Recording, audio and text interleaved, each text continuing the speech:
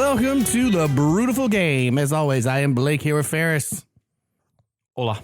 And Ron. What's happening? Ferris is apparently on satellite delay. And we are here today to talk a little bit of everything, actually. We'll talk a little bit of Premier League, as well as look at the NWSL. We got anything else on the docket? MLS. And MLS. Rudy. Still Come only on, playmate, come on. Still only at 3 goals. Our bet is I'm still secure. By one. And there's like 15 more games left. Yep. Good luck there, All right. Mr. Moo Thunder. I feel good about it. Before we, I can't wait to see this go down. our bet of when you lose this bet, are you going to do something dumb and put like ice cream in the Moose Thunder? No, because that was not part of the bet. No, well, neither was his. If Rooney gets Sure, I just thought it would over taste good. 3 goals, 3 or more. Or no, it was more than 3. more than 3, yeah, over 3 goals, then I have to drink the Mood Thunder. If he doesn't, then Ferris does. How many is he currently at? Man, I just like 3 and 3. He had 2 the other night. So He's in 3 and 3 with 7. That was his 6th game. 7th he game? has 3 goals, 3 assists, and 7 games. Yeah, which is is good, and a hell of a tackle. Which we'll get to that, but yeah, Rudy, and a beautiful offside pass. We'll get to that too in a little bit. come on, playmate, come on. So first things first, beer. Ron's got the beer. Again? Are you serious? Yep. You serious, Clark? I'm serious. I had to bleep out so much of the previous podcast because that first butternut brewing beer was so bad. It was. I don't know why I'm the one getting the for that, because it's a listener beer, so we have to try it. Oh, yeah. Amanda Scott got off scot-free. You know what, Amanda? F*** you. And I can say that because we've actually met and you're cool and everything, but f*** you for bringing that beer in. I didn't say that on the last pod. I'm going to get it out now because we pissed through that. Oh, God. It was so bad. Ugh. Well, we don't have that problem on this one. I'm very confident in this beer. That beer was so bad, I told everybody about it. Like Everybody heard I was the about it. reverse apostle. Like, don't read this book. Whatever you do. Yeah. But it's also so bad that you want your beer friends who are really into it to taste it. I wouldn't make them drink a can, but I would love to take a can and with little shot glasses. Like, you have to see what this is. Hey, you with the new computer. Can you cut that thing on mute? I'm trying to. He's like, oh, this has a stylus. Has it got a mute button? There's muted now. It's a touch screen. There are no buttons. Well, I forgot it is. We found that out too. If this is a butternut beer, this podcast ends tonight. or one of us is going to die I'm tonight. literally leaving. I'm hanging up the headset and I'm leaving. Done. Take All a right. photograph of the room. It stays that way. It's done. No.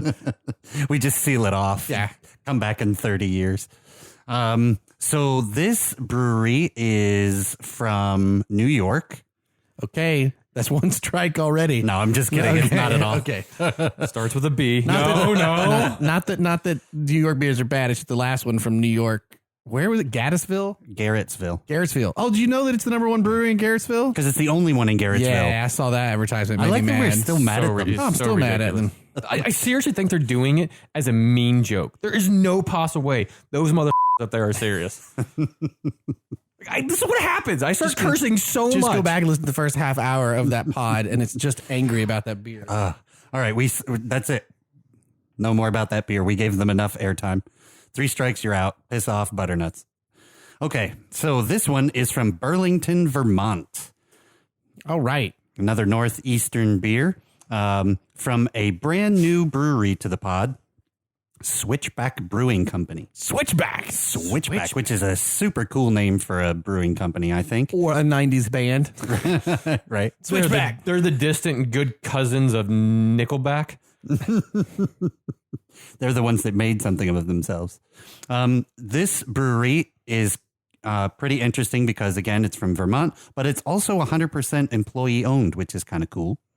And it is the history of this brewing company. In 2002, a man named Bill Cherry and his longtime friend Jeff started a brewery.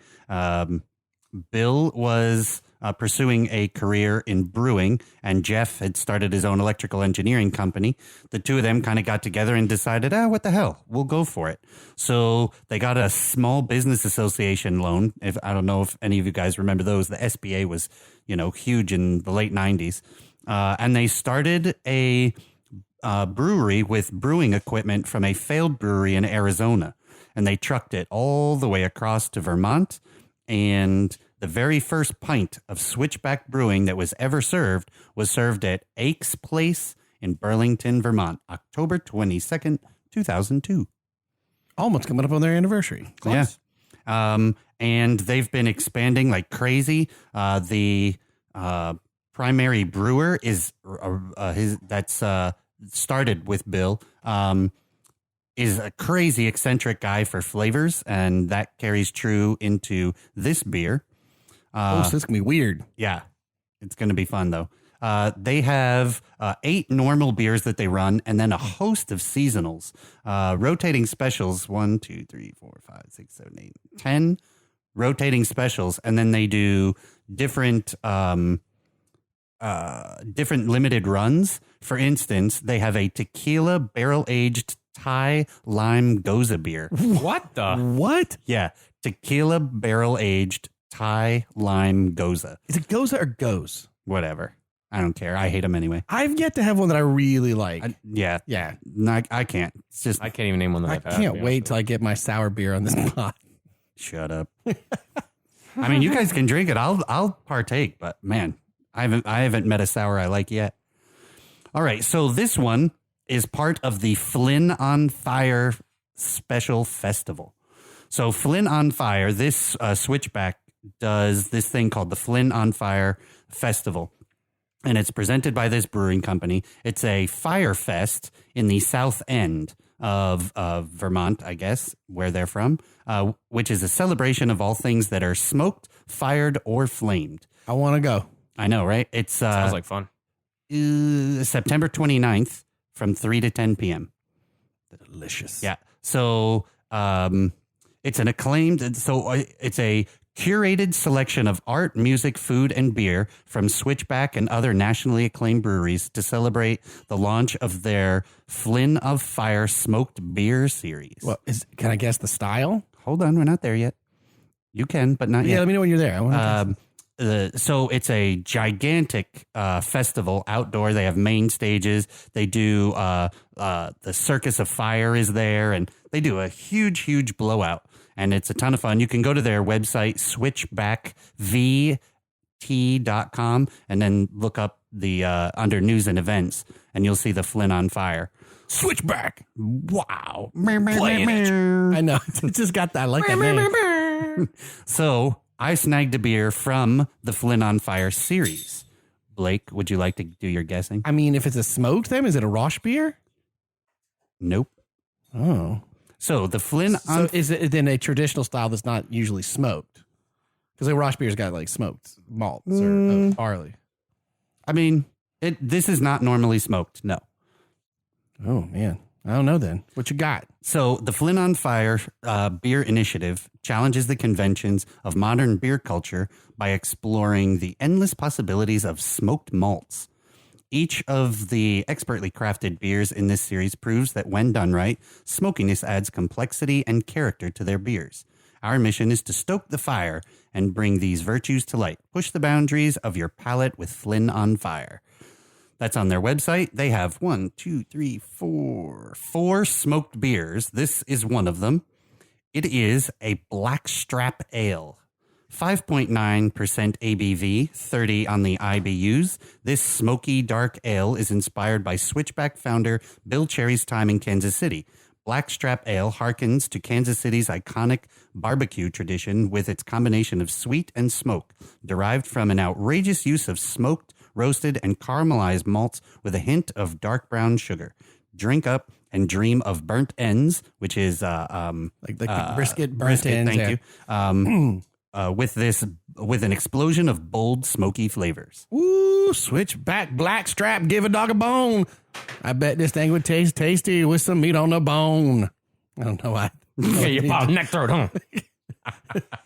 No, it's gonna be on like a pot of neck bone. Neck throat. On like a pot of neck bone. Neck throat. That's the phrase from Kakalak, not neck throat. Throat I don't punch. like about a neck throat. That was the beer from Korea.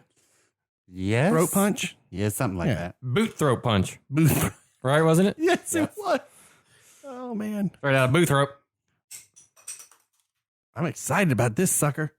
Yep. So Flynn on Fire Smoked Beer Initiative. Thing is on fire. Oh, I was waiting for that one. Yeah. There we go. Blackstrap Ale Smoky Dark Ale. And again, 5.9 in the ABVs. Where did you get this round here? No. Oh yeah, that's a From travel Vermont. beer. Yep. We got some of them travel beers. So if you would hand your glasses over, I'll gentlemen. hand you the glasses. I'll even touch Ferris's Manchester United glass. United. Oh man, I'm excited. Glory, glory. No, don't ruin it. Ooh, boy, that smells real different, Clark. Real nice. That is real nice. That is something else. So, like, for the 100th episode, we're not going to talk about soccer, and we just, like, do a running commentary of the entire Christmas Vacation film. I'm all right with that. Young guy twisted my arm. I think we should make it reviews of a whole bunch of beers instead of just one. Yeah, I remember at Christmas I did that, and accidentally everything was above 10%. And Well, how that went. Like, don't worry, I got 3 different beers. Oh, God, the last one's at 16%. Yeah, right. Man, this is exciting. And this is like one of them classy big bottles. Simple label. You know, kind of like a good, the more expensive the scotch, the more plain the label kind of a thing. Right. Like, yeah. yeah. All right, gentlemen. All right, so Let's this give is it a whirl. a black ale with roasted malts. Blackstrap. Because Blackstrap molasses. Right. Ooh, it smells like whew. Man, it's Oh, definitely man. got a Bacon, little smoky. ham in there. It's got a. I mean, I smell the smokiness. yeah, it's very. Well, it's not I overpowering. feel like I'm sitting around like a old Civil War reenactment camp. Yeah, it's like you just came in from the campfire. Yeah. Because it's a strong, like, All right. Cheers. it's not like a gentlemen. little smoke. It's like that sounds silly. I know I'm being redundant. A wood smoke, but like you smell the wood on this beer. Yeah. Oh, that's good. All right. Cheers, gentlemen. Get in there. Here we go. Sláinte. All right, let's give this a go. Slanjava. Oh, Great. wow. Googly moogly. How smooth that is. Ooh, that's not what I. Yeah. That is on fire. That is on the other side of the awful beer that we tried last time. This is the exact opposite. Oh. This is awesome. This is great. It's definitely got the sweet malts, but you taste the smoke first, and then that sweet malt kind of comes in and evens it out. I'm gonna start a campfire and cook some s'mores. I know. God. I want to go hiking. Don't we have another campfire smoked beer in want a my fridge cigar. that you and I kept waiting to drink? Yeah. If we need another one, we can hit pause and go get that one. Yeah. The what one? We have another smoked beer that Ron and I have been putting over do a we really? year. Mhm. Yeah, it's ridiculous. So yeah, if we get low on this one, I'll run and go get that one. Man, that is good. This is so good. It's gonna be hard not to drink fast. It also, the smoke flavor doesn't linger. You know what? It's not. As I just clear my throat, it does have like a peaty Scotch, that smoky like Islay or Isla Scotch. Mhm. You definitely get that vibe on this. Yeah. Oh, this is brilliant. I need a cigar and a Scotch to go along with this. Now you're talking. Yeah. Oh, I was in St. Pete the other day. Oh, were you? Yep. Took the little one that's for right, her you were. first beach trip. And I thought about you because we went to this restaurant and it was next to this big cigar bar. And after being at the beach all day, I was like, man, if I didn't have, 8-month-old set of lungs with me, I would Yeah, right. pull a Ferris and go sit out here at this cigar bar right now with a cold one. I may or may not have. Dang, man, that's good. All right. I'm sad I only got one of these. Yeah, that's delicious. Moving on into the soccer. Soccer. All right, so we'll talk a little bit about some of the bigger games for I almost said EPL. Wow, Premier League hasn't been Premiership. called the EPL in a while, but for the Premier League, before we move on to a little MLS and NWSL talk, hard to say fast.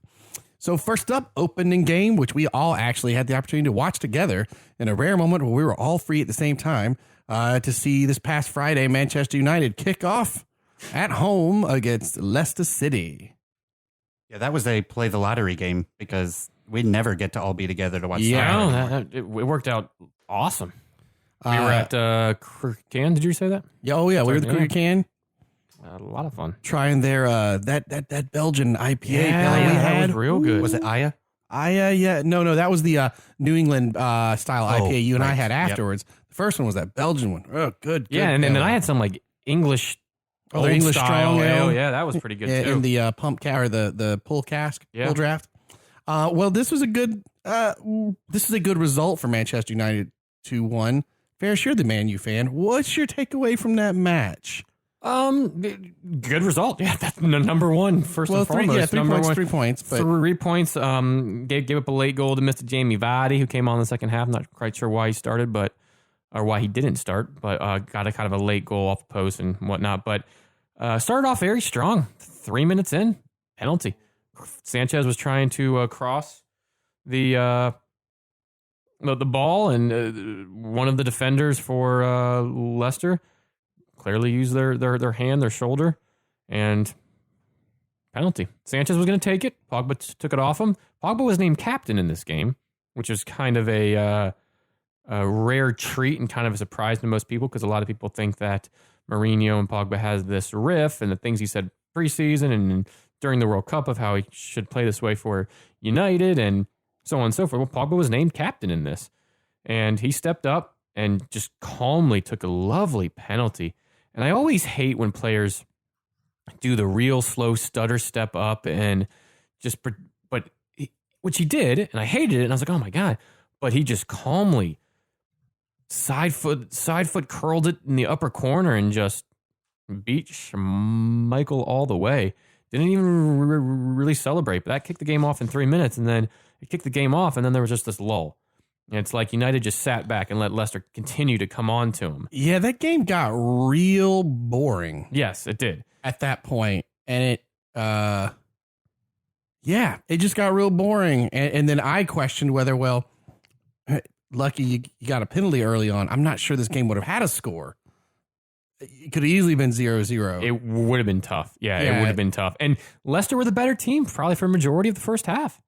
I would say they were attacking. They had some pace up and down the wings, but United stood strong. Bailly had himself a very good game at the back. It's a very old school Jose Yes, back when he was yeah. at Chelsea, the sort of kind of sit back and then counter, Yeah. which is what they did.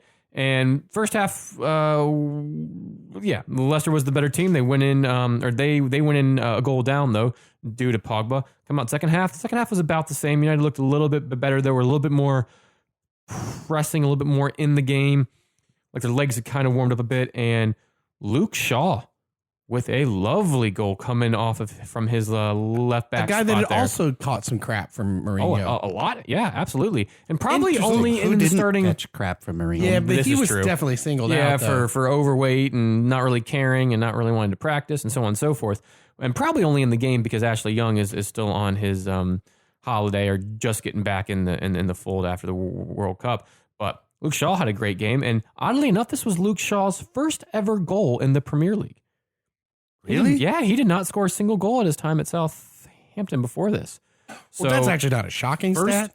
first goal for I guess, Manchester it United and then first goal for his entire Premier League career. And he's been in the league now a long time. Yeah, he's a young kid, but he's been in the league a long time. So It saved him from the lovely draw. goal. Yeah, and a kind of a misfortune, but he reacted well. He ball controlled and he slotted it home, and that was just enough because, like I said, Vardy got a late goal, and United get out of there and open the season off with 3 points. And Jose, I don't think has ever lost a opening match game, so I'll definitely take it. It's 3 points. Yeah, and you didn't really think. I really didn't think Leicester was. They got essentially that stoppage time goal, but they never really looked like they were really threatening Manchester. No, they were very going much. to pass that back No. line. And like I said, United played pretty good defense. Bailly had a very, very good game. Lindelof actually looked quite well and kind of like he was playing for Sweden. So he had a good game back there as well. And they didn't have a whole lot to do, but they did defend the ball well. They played the ball well in the air. And take the 3 points, move on to the next game. Do you think that Jose can't continue to do that Jose style, though? the rest of this season and hope to come out on top? I think it'd be very.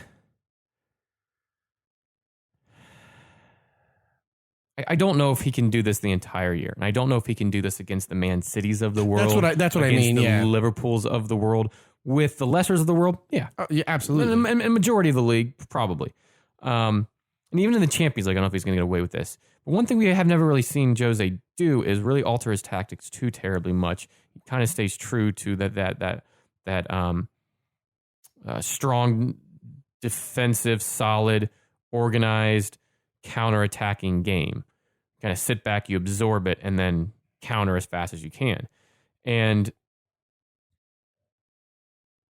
I don't know if, again, he can go through the entire season and the Champions League run by doing that. It'd be interesting to see. But one thing he does do is he does get his teams up for big games. He's shown that last year. He's shown that in his entire career. So if we're in a big game scenario, you'll see him really get his tactics right. And that means the players that he puts out there, slight formational changes, slight direction on what players are going to be doing in the game. So I don't know. Again, I'll take the 3 points and move on. And it's a good way to start the season off. I won't argue that. No, it was exactly what they needed to do. So, Captain Pogba. So this leads us up to the match we're going to talk about, which is Chelsea away at Huddersfield Town. And Chelsea looked quite good. They looked capable. I mean, it's Huddersfield.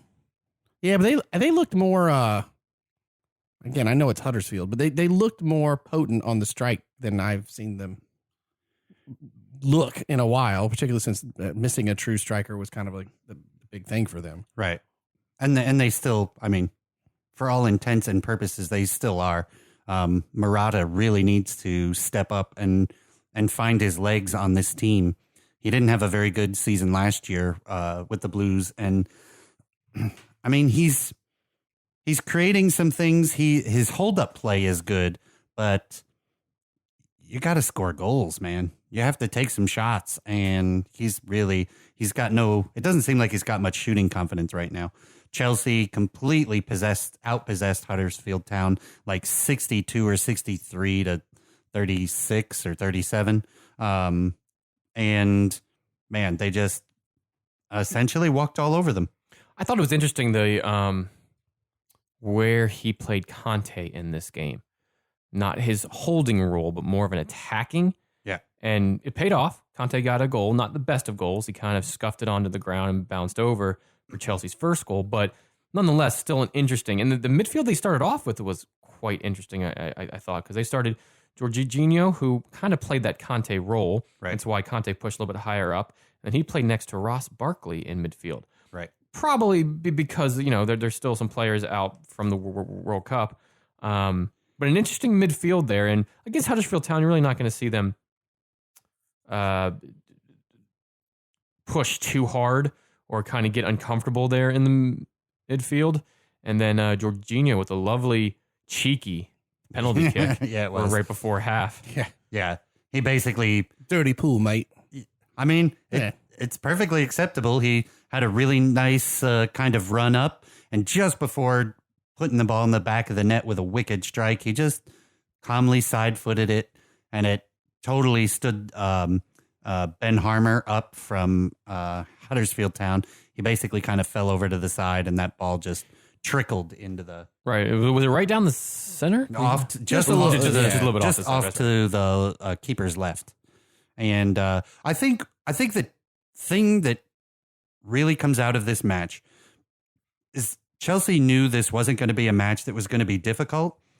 So it allowed them to kind of get their legs and experiment. It allowed them to experiment with, in the beginning of the match, it was very fast, one-touch passing sort of play. Then toward the middle of it, it became much more calculated. You got to see different people making runs. David Luiz was all over the pitch.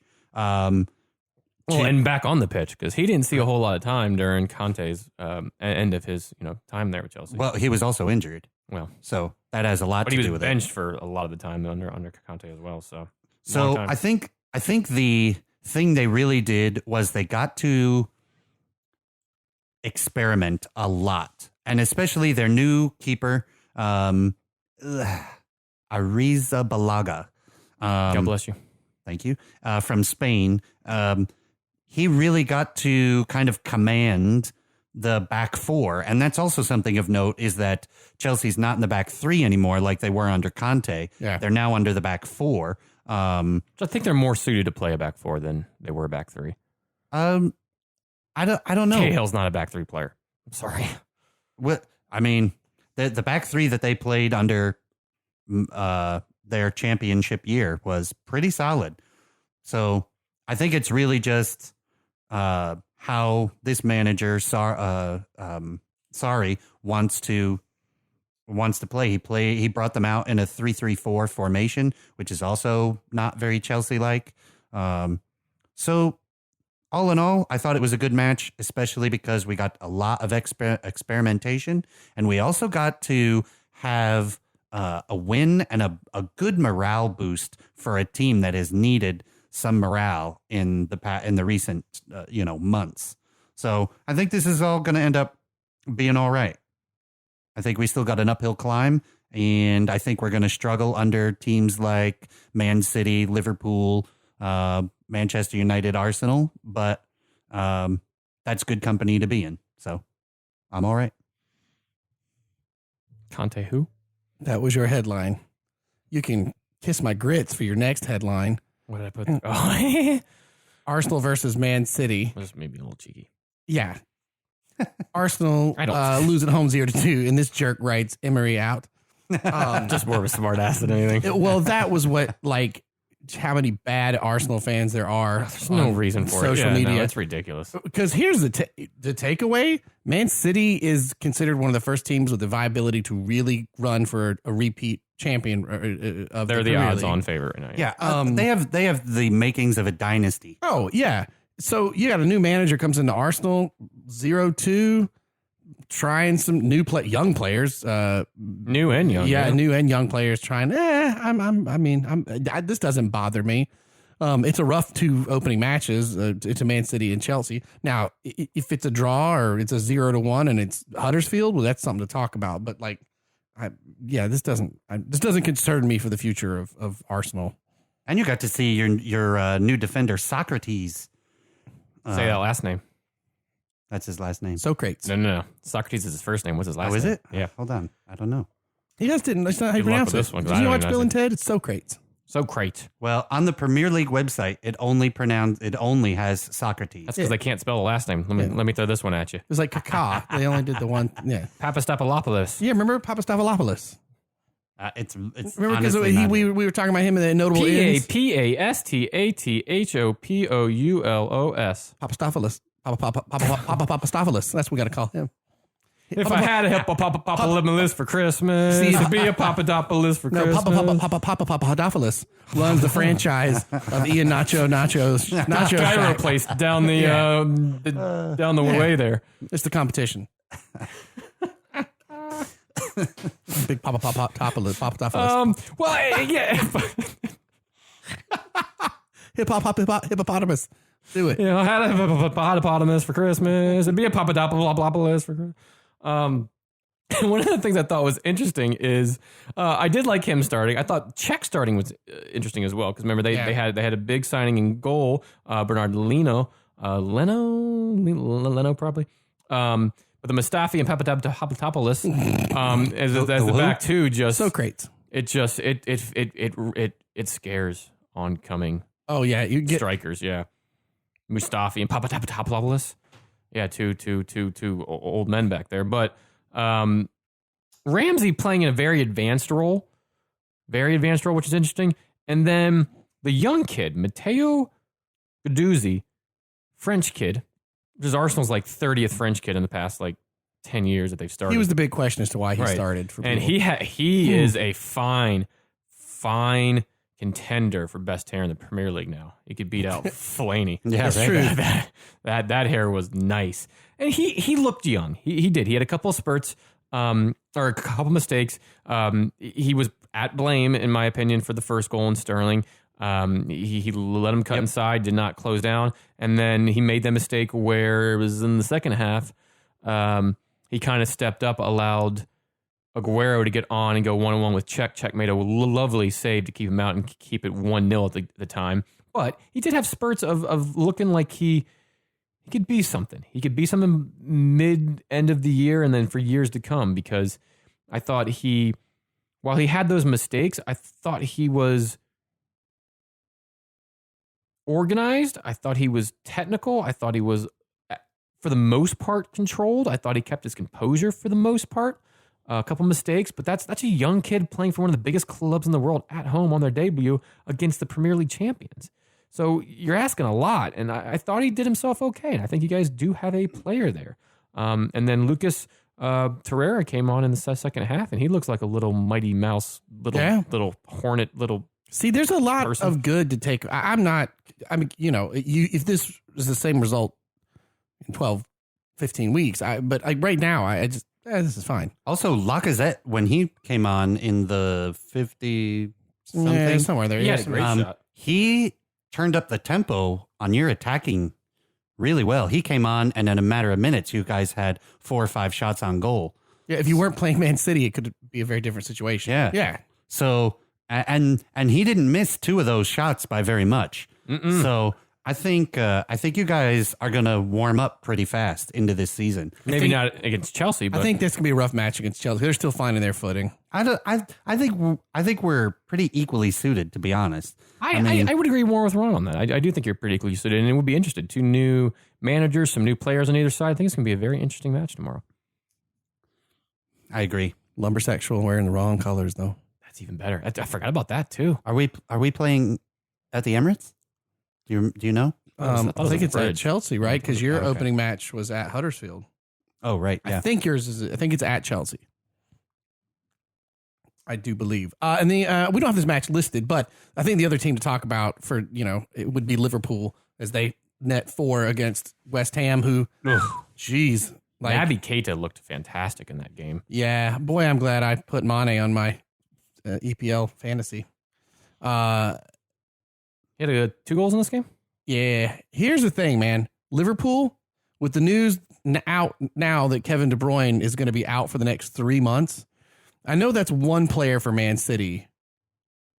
That's a one big player for Man City. But they got a big, that's a one big player. I think Kevin De Bruyne being out for the next 3 months, this is Liverpool's opportunity. Don't drop points during this time. And you know what I mean? This is an opportunity to stay neck and neck or pass. To get off to a very Man fast City. start and try to break away from because if you're telling me teams below them real fast, Aguero, anybody else on Man City, but Kevin De Bruyne, that's a big one. That's a guy who is a playmaker. Yep. So I think this is an opportunity for them to do something as far as actually competing to be the champions of the Premier League this year, which I think we all 3 picked. Yeah. Yeah. Ferris, did you pick Paku? Liverpool as well? I left them out of the top 4. Oh, you did leave it out of the top 4. I don't know really why I did. I had Arsenal winning the entire thing. I don't know. I didn't really have a smart. That's not what you put. Yeah, did you put Arsenal? I had Arsenal winning the entire thing. Oh, right. It's so crazy. I forgot about it. Yeah, I left Tottenham and Liverpool out. I don't know. It's going to be wrong, but whatever. Yeah, it really sucks. De Bruyne's such a great player. I'm happy. King. Yeah, I'm happy that he doesn't need surgery on the knee, but also him being 2 to 3 months. Yeah, 3 months. Oh man, that's just gonna suck because that man is brilliant at the early cross and the cheeky ball through, if you will, to set up just incredible. But this is Man goals. United, Chelsea, Liverpool. Everybody looking. We got to do this now. We have to get as many points right now during this time as we can. Yep.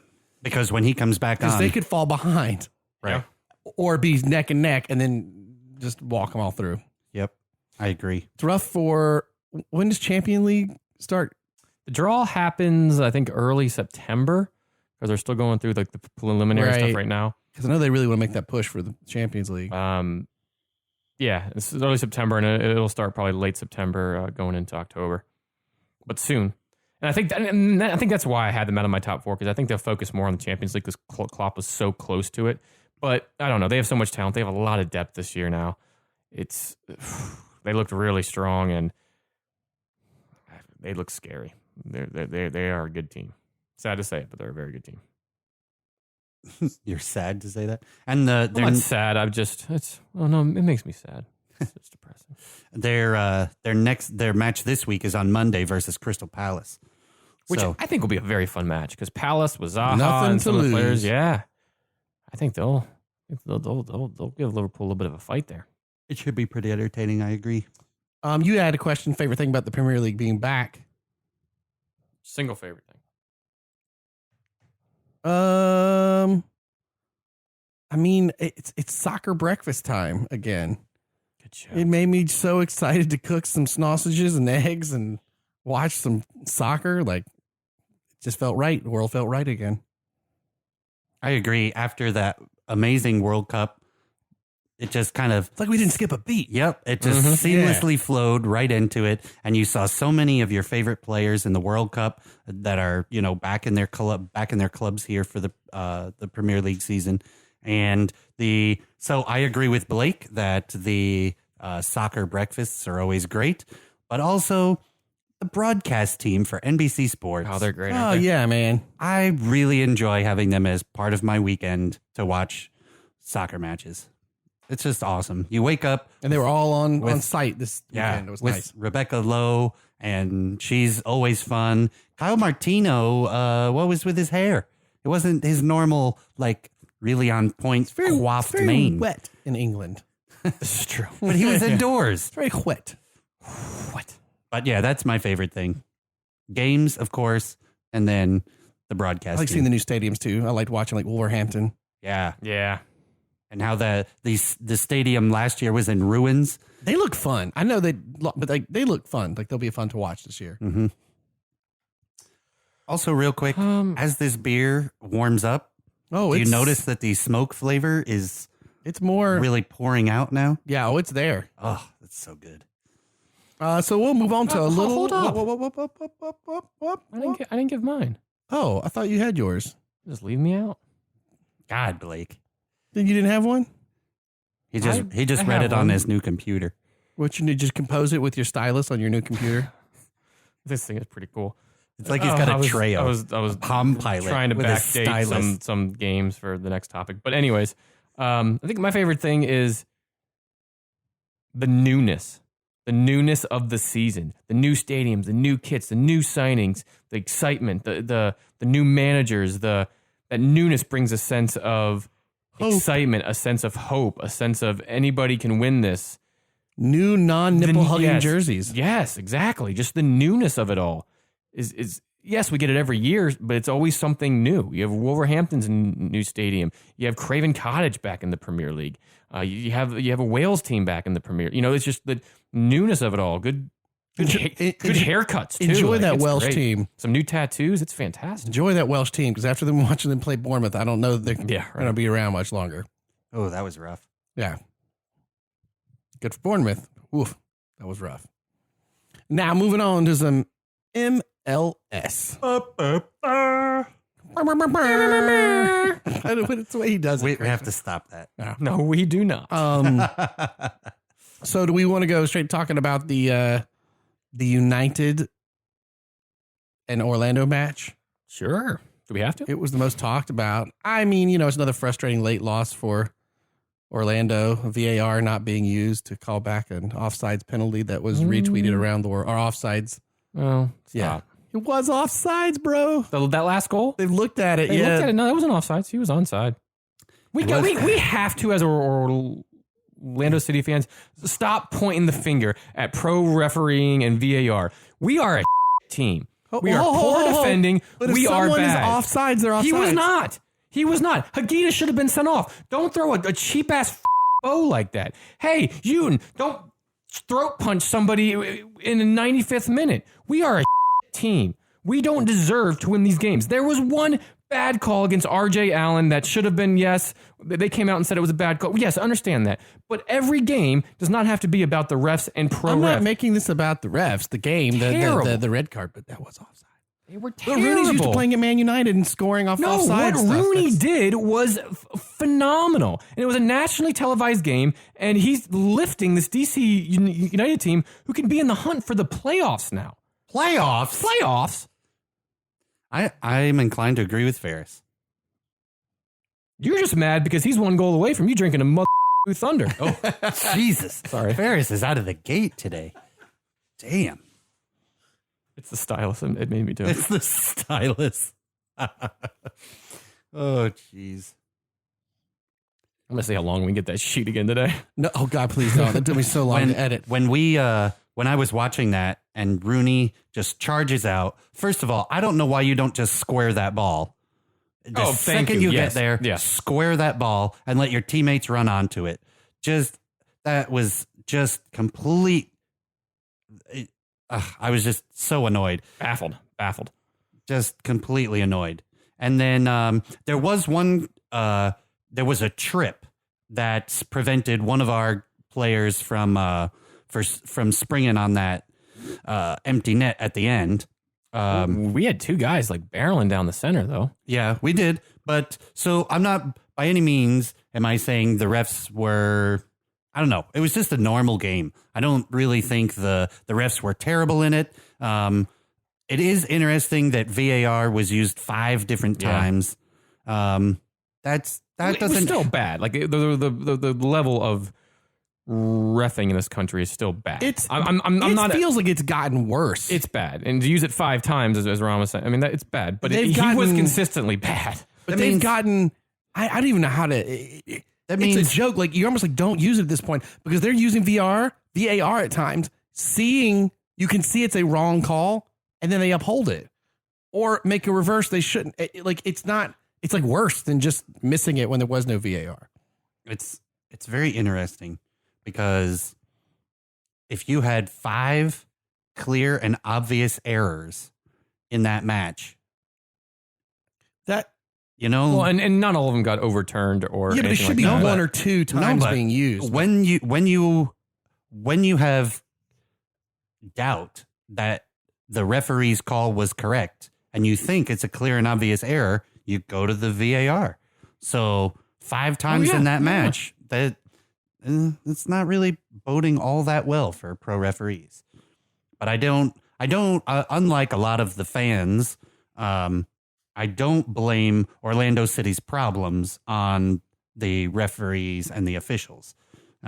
We are terrible, and if we were horrible, if we were a better team, we would be operating at a level where we wouldn't rely on the referees to make calls because the scoreline would be in our favor. And the scoreline's clearly not in our favor whatsoever because let me give you a stat. Out of the entire MLS, we are sitting at a minus 20. 20. The only closest team at this point is in the Eastern Conference as well. Chicago Fire at minus 14. We are the Aston Villa of the MLS. That defense, that's not the refs. That was folks. for you, Matt. That's that's not the refs at all. That's poor defending. And this type of game happened earlier in the year. Away on the road, go back to June 9th against the Vancouver Whitecaps. In Vancouver. We're up. We're drawn. We get a guy sent off. They then go up. They then go up. We then tie it back, a man down. You get yourself back in the game. You should play for every second there to get a point. And to play smart, to play organized, to play compact, to frustrate the opposing team and get out of there with a point. We had the opportunity to do it in June, and we botched it up because of poor defending. Elementary school mistakes and just piss poor defending. Not clearing the ball when you have to, not being in the right position, not using your head. None of that. And the same thing happened in this game. But we have a systemic problem, and it's our defending is so bad. A minus 20.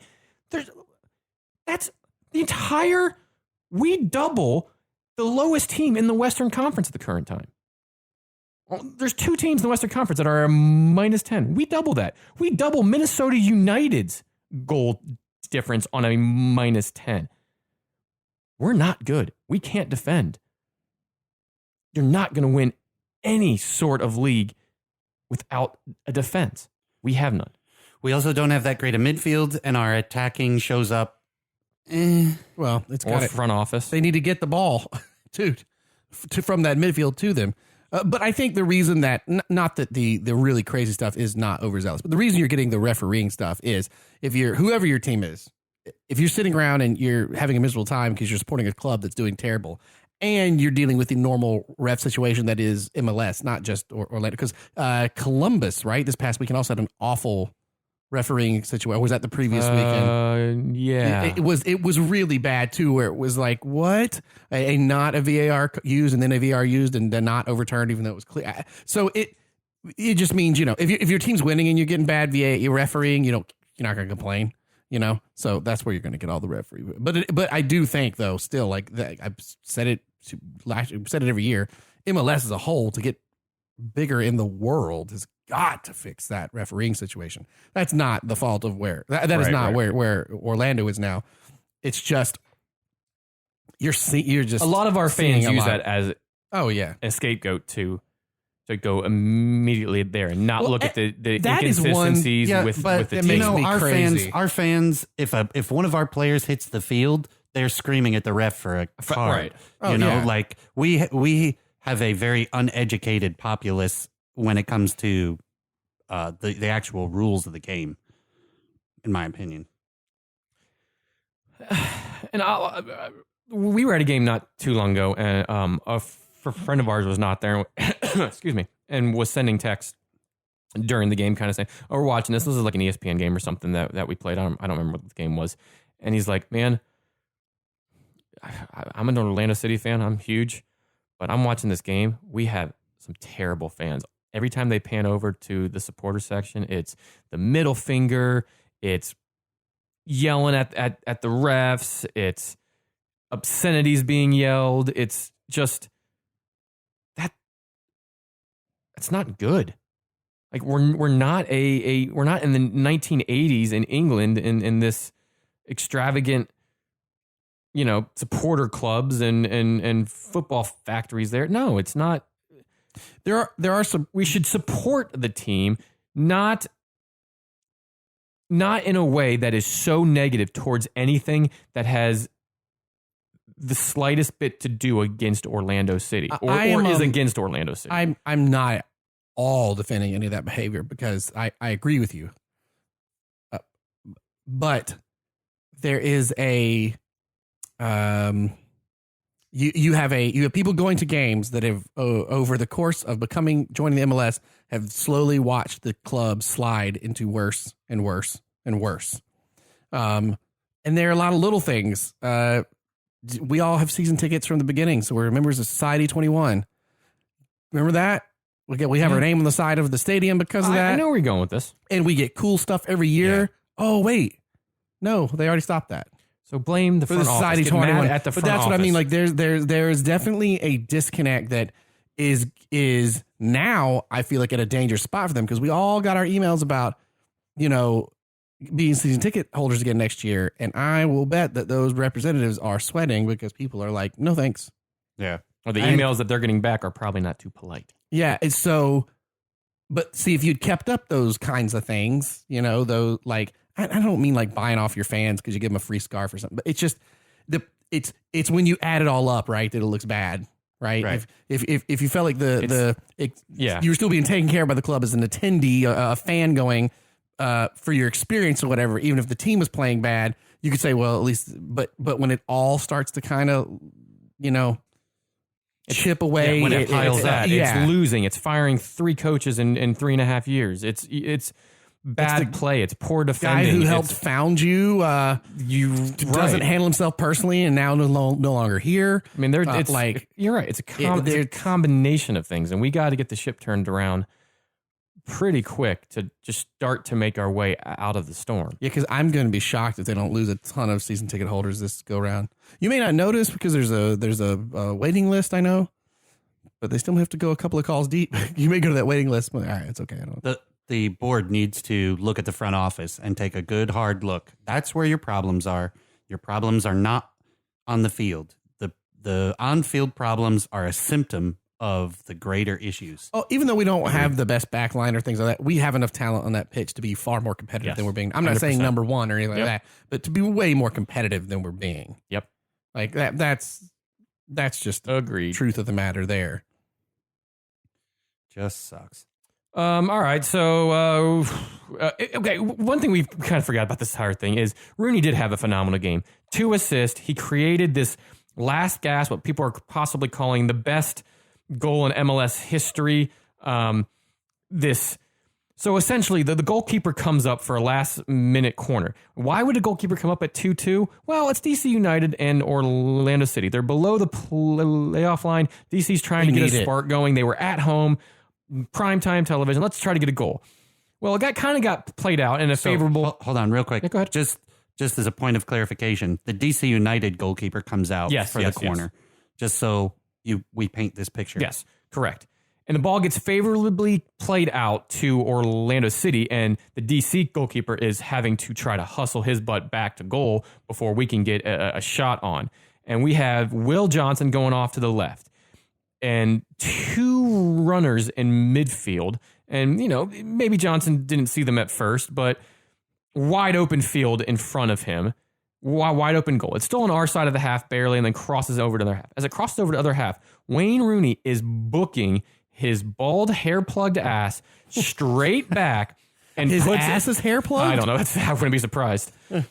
And puts in a wonderful defender-esque tackle. Not a striker-esque tackle. A defender-esque tackle from behind. And if you're not careful coming from behind, that could be a red. And he actually swings around the side and got a very all ball and very beautiful. Stopped Johnson dead. And it did look like Johnson was trying to play the ball to the center, but a little too late, man.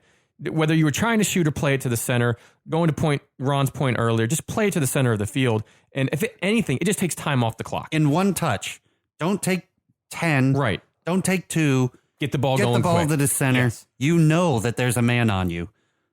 Just move it to the center. So Wayne Rooney not only tackles, he then gets up, carries the ball a bit, and then plays a superb crossing long ball back post into one of the smallest guys on the pitch. The smallest guy on the pitch. Which, why he even got a head on it and scored is crazy. And what Joe Bendick was doing in no man's land, I still won't know. It's probably why he got benched for a while. That entire could have been goal. avoided. Oh my God! What's happened Everything. with Bendick? He was like the wall. Well, he kept us afloat. He was trying to find the wall, and during this goal, and Luciano Costa on a hat trick gets up, heads it right back across goal, 96 plus, basically last touch of the game, and Orlando City blow yet another point. Blow another game in superb fashion on national television with Wayne Rooney and this DC United. Right after we announced Orlando's getting the MLS All-Star game. Yeah, right.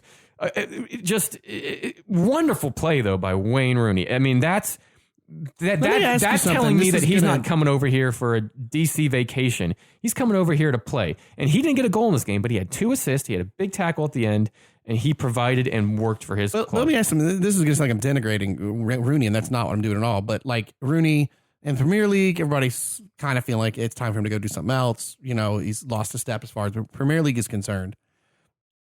He comes to MLS and just did that. So is like Rooney that good, or is I know the point. Do you know what I'm saying? Or is MLS like, oh man, our like fitness and our as a league, it's not great. If Rooney's looking slow, I'm saying over the Premier League, and at the end of the match he does this, I had this feeling of like, oh man, he's not doing that. I think anywhere else but MLS or lower. And again, not knocking it. That could be true. Yeah, because part of what he also did was intelligence, which someone with his experience is going to do. Do you know what I'm saying? When he also did it against a poor Orlando City team. Right. And yeah, that's the thing to you, like, guy. But still, he made those opportunities. Yes. Yeah. Sure. Absolutely. He had the forethought to go after it. But that's what I mean, though. Making opportunities are just something we talk about. We call the Premier League.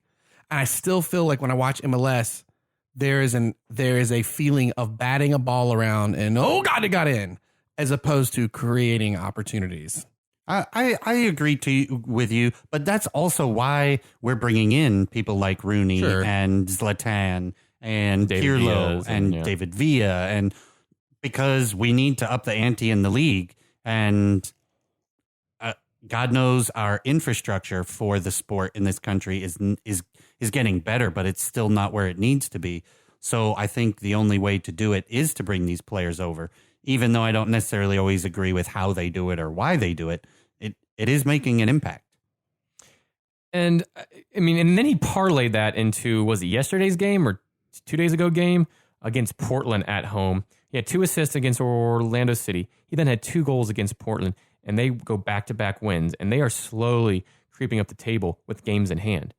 So speaking of the table, the Eastern Conference at the current time, and it may have even changed a little bit because of games last night, I'm not sure, or anything that's going on tonight. I'm not sure if there's any games today. But currently Eastern Conference, number 1, you have Atlanta United sitting at the top. They are on 48 points. New York Red Bulls are second on 47 points. NYCFC on 47 points. They're doing really good, all things considered, with Patrick Vieira dipping out halfway through the year. Hashtag Save the Crew sitting in 4th place. Did we hear the update on that? There was something this week. Yeah, Austin voted to move ahead with a sports stadium complex, whatever. So it's looking like more and more. And yet they're still 4th. I mean, that's awesome for them. But it's way better than they were at this time last year. Yeah. Oh, right. So Philadelphia Union sitting in 5th on 30 points. That's Columbus Crew on 39. Montreal Impact in 6th place, sitting on 30 points as well. 6 and above gets in the playoffs in the Eastern Conference. Right below them in 7th, you have New England Revolution on 29 points. And then right below them, the aforementioned DC United on 24 points. What's important with that is they've only played 21 games. They have 2 or 3 games on hand from the teams above them. If they can make up those points in those games, you could see them go even higher up. The very pitiful Orlando City sitting at a strong 9th place on 23 points. And then they're tied. There's a 3-way tie. I don't know how this is even possible. With Toronto FC sitting in 10th. What the hell happened to them? They're on 23 points. They look abysmal. Whatever happened to Chicago Fire? And Chicago rounds out the bottom of the Eastern Conference. Was great last year. So was Toronto. Parity, man. So then on the other side of it, Orlando City was still bad last year. No, but I mean, but there's the other side of it, right? I mean, and that is where the MLS is crazy. It's why MLS actually has a lot of followers from overseas. Is that Orlando City, Toronto, Chicago Fire are awful this year, and next year they could be the top 3 in the East because of how the salary cap's moving around and franchise situation kind of works. That's the appeal to some folks who, sit in countries where you've got, it's Barcelona and Real Madrid up top again. Right. Big surprise, that's cool. But and the grass is always greener.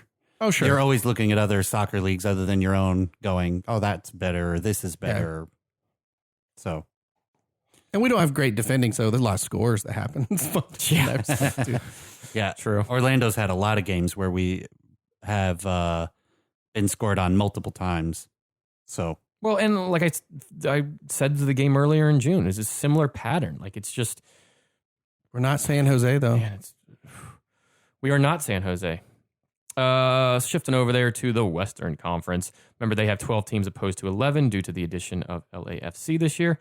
Western Conference, first place, FC Dallas, right back up there again, sitting on 42 points. Sporting KC on 39 points, sitting in second. LAFC in third place on 39 points. Los Angeles Galaxy and Zlatan right behind them in fourth on 37 points. Portland Timbers tied on points on 37 as well. Although they have 3 matches in hand. They do. You're right. That's important for them as well. Dallas has 2. Yeah. Dallas has a few as well.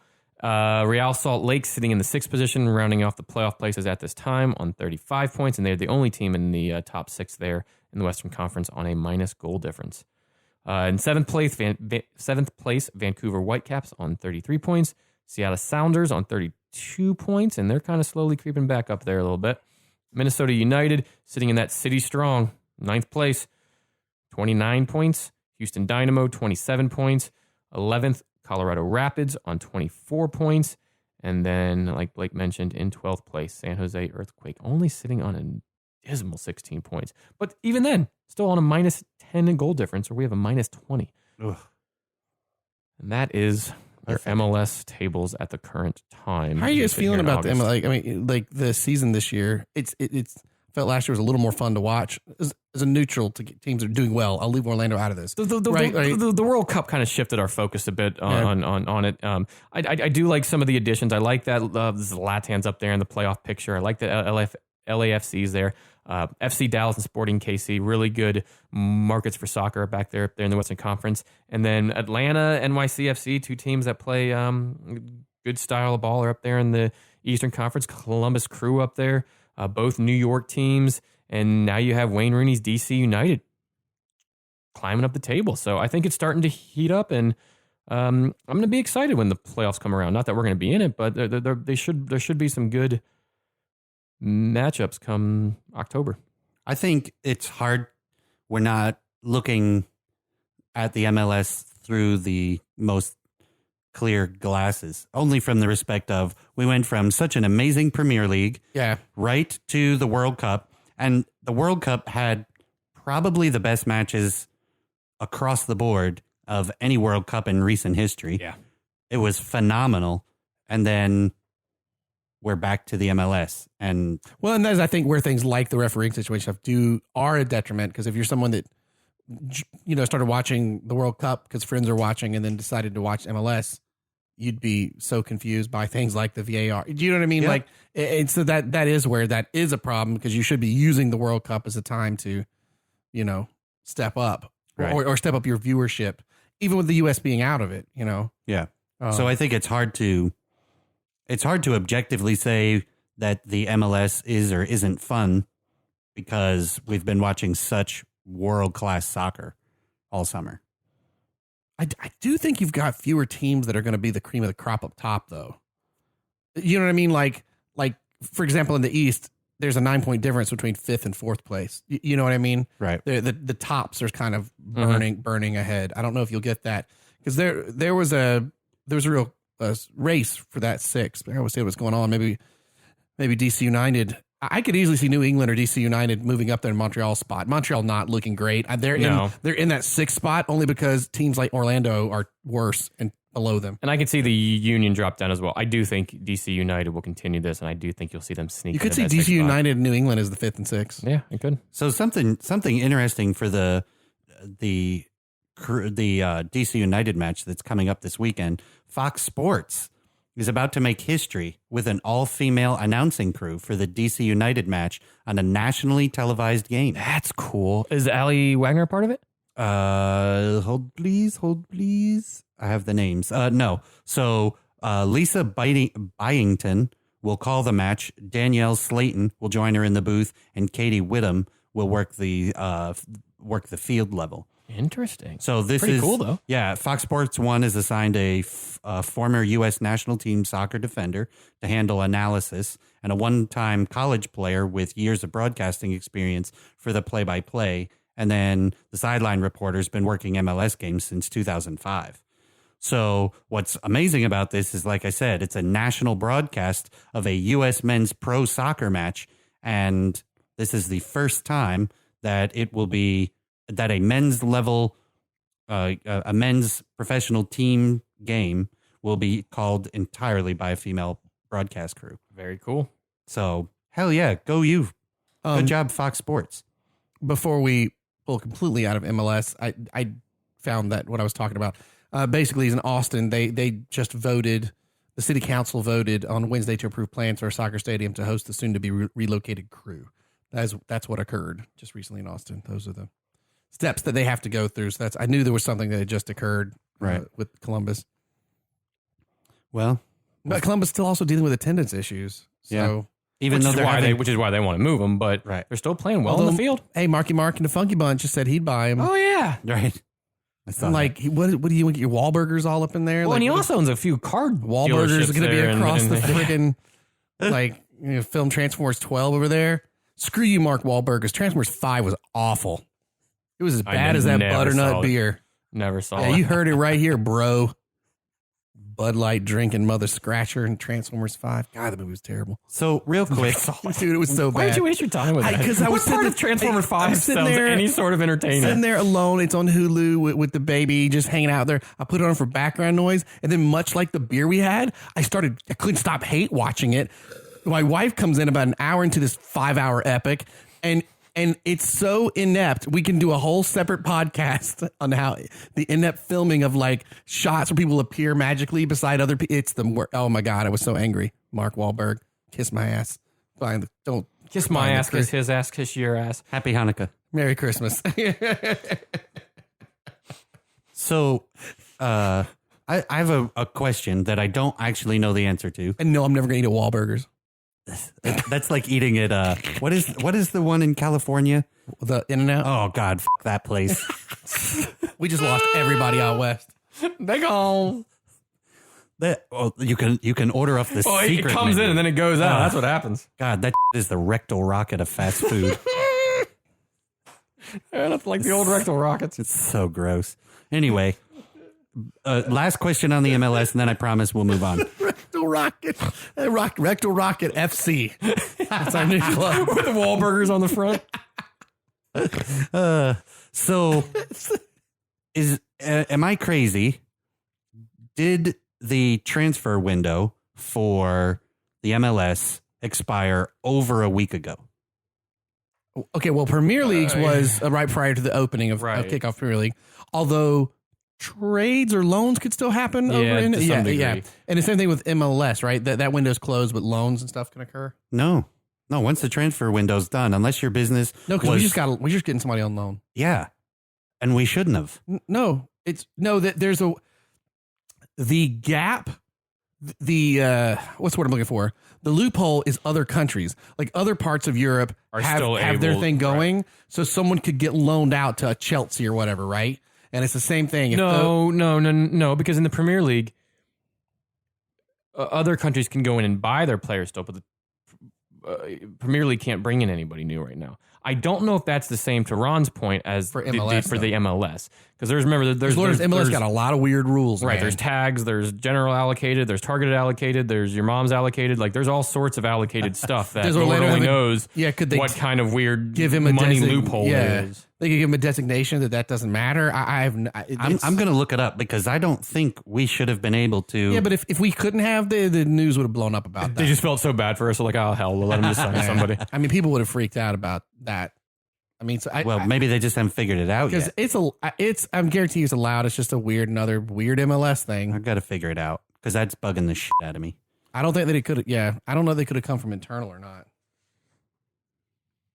But I think it's allowed. Otherwise, it would have been quite the stink. I don't know. Speaking of which, did you guys see the possible new logo for the Miami FC team? Dude, yes. Yeah, when it opens in 2032, 75, and there's no pink dye left because of the apocalypse, they got to change that color, so it's pointless to talk about it. It's like pink storks or something? No, they're cranes. Cranes? Is that what they were? Oh. Storks. Yeah, aren't pink cranes flamingos? No. Flamingos are flamingos. Flamingos aren't cranes. I know, but if you make an odd graphic of a crane, it kind of just paint it pink, it looks like a flamingo, is what I'm saying. I don't even, whatever. It doesn't matter until, it exists. I don't believe anything about Miami. Until John Connor is trying to fight the resistance. Yeah. Come with me if you want to fight the resistance. He is the resistance. Come with me if you want to play the football. No. But the problem is, though, it's David Beckham. So it's, come with me if you'll play football. Football? Yeah, come with me. Come on. I'll teach you how to bend it. His hair is like perfectly coiffed. And she's just like, that 5 o'clock shadow is perfect. He's perfectly tan. She don't let me talk on TV much.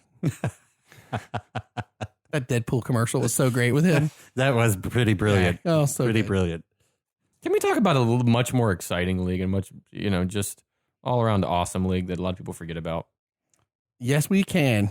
Because I'm tired of being depressed. The NWSL. What a phenomenal league. Oh, I love it. And it's really heating up right now. They're playing an interesting season because and you can still watch most matches online because I know the Go 90 thing doesn't exist anymore, right? Go 90 completely collapsed. Yeah, but if you go to the NW, or actually You can't go to NWSL, right? It's the National Women's Soccer League. You have to spell it out. NWSL Soccer, that's what it is. NWSL It's the same thing with MLS. Right, MLS. Major League Soccer, soccer.com. Yeah, so you That sounded, but NWSL soccer sounds like a more respectable site. yeah. But you go there, you can still stream a ton of the games that aren't the prime ones on Lifetime. And there were some on ESPN this past year too. On ESPN yeah. Classic. Orlando City was the first team on there. Oh my God. Pride. What the hell just happened to me? I apologize profusely to the Pride. Wow. The Orlando Pride were one of the first teams on there with, I believe, the Washington Spirit. But no, this is really heating up. If you remember going into the season, we unfortunately lost a team, so they're only playing with 9 this year. Each team plays a total of 24 games. Most teams, with the exception of Sky Blue, are at that 2021 mark. So it's really getting down to the wire here. And to quickly run down the table, a couple of these names at the top will not surprise you. North Carolina Courage, they are freaking good, man. Man, And they are running away with it. And really we've has seen them play a couple times here, 3 and they years. are good. It's 3 years of being fantastic because they were the Flash prior to Right, becoming. yeah, And they won the season. Yeah. I mean, they're organized. They have talent top to bottom. Mewis and Lynn Williams. You can go on. There's a ton of really Crystal Dunn. I mean, ton of talent from top to bottom. And they're sitting on 50 points right now. Their last 5 games, 3 wins, 2 draws. That's good. That's real good. They're sitting on 50 points at the current time.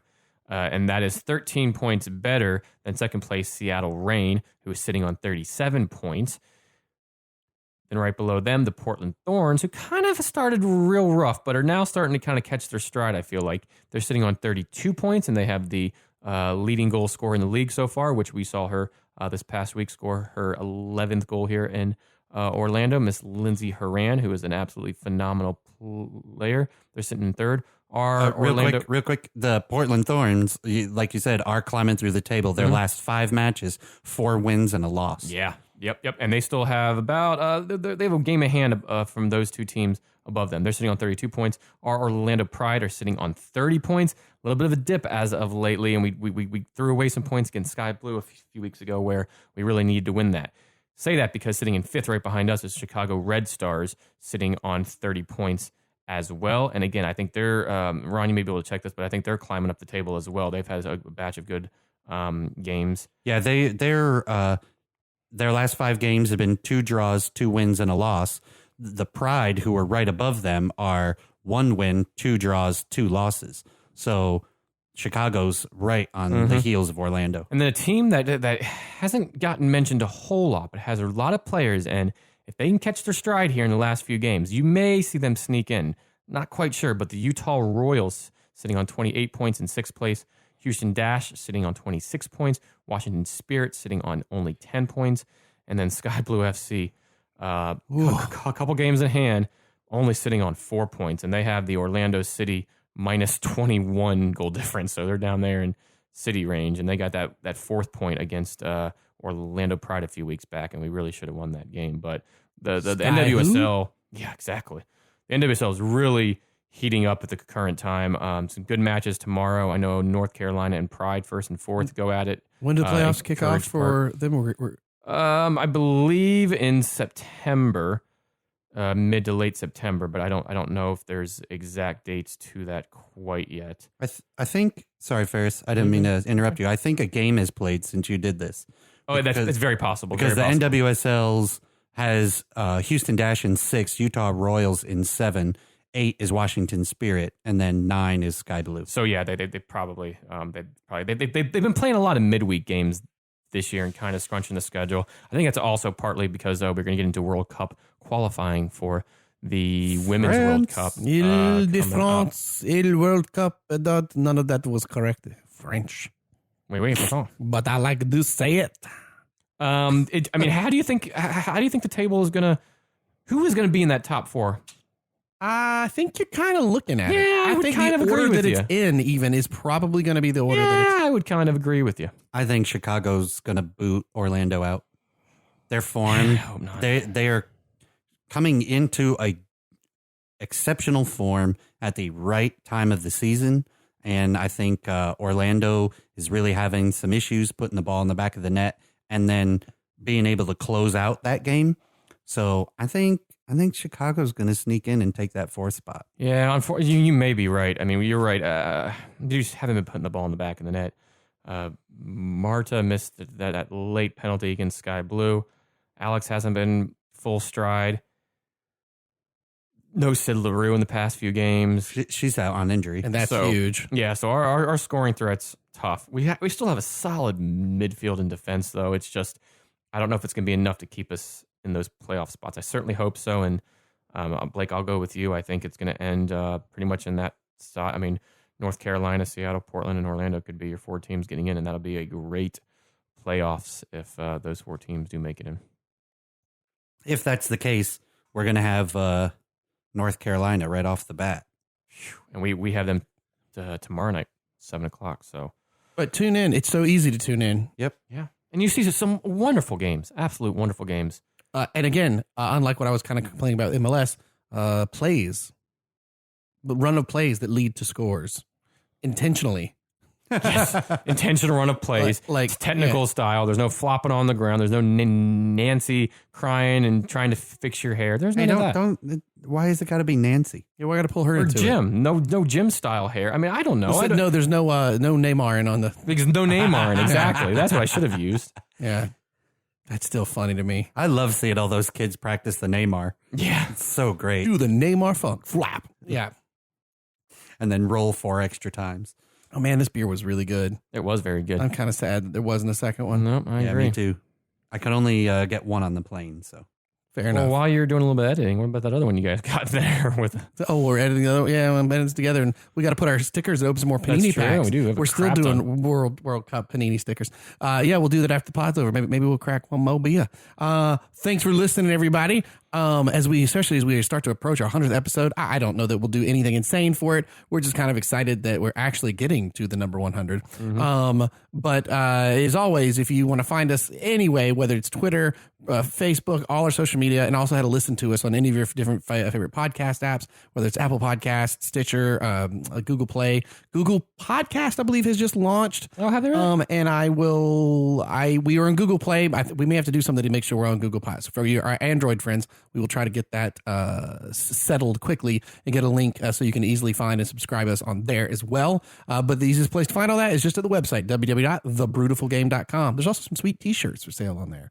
Yep. Don't forget those. Updated beer blog. Has Beer Blog been updated? Yep. I just had someone zap us the other day about it. They were trying to find some beers to take with them for a trip. I thought it was cool they were using our Beer Blog as great. I can't find the where's the Beer Blog at? So I sent them the link.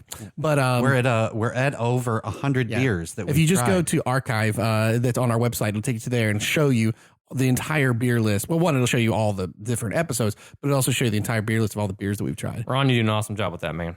Oh, yeah. That was great. So yeah, there you go. Please leave us a review on Apple Podcasts, Stitchers, however you listen to us. If you do, take a screen grab, email us at thebrutifulgame or email us at thebrutifulgame@gmail.com, or, send us a screen grab via Twitter, or, direct message, Facebook, whatever. And we will make sure to get you, something fun in the mail for your koozie, something for your troubles. For your troubles. Something for your troubles, because we sure do appreciate it. It gets Untapped. Folks, Thank you all very much. you. Untapped. Yes.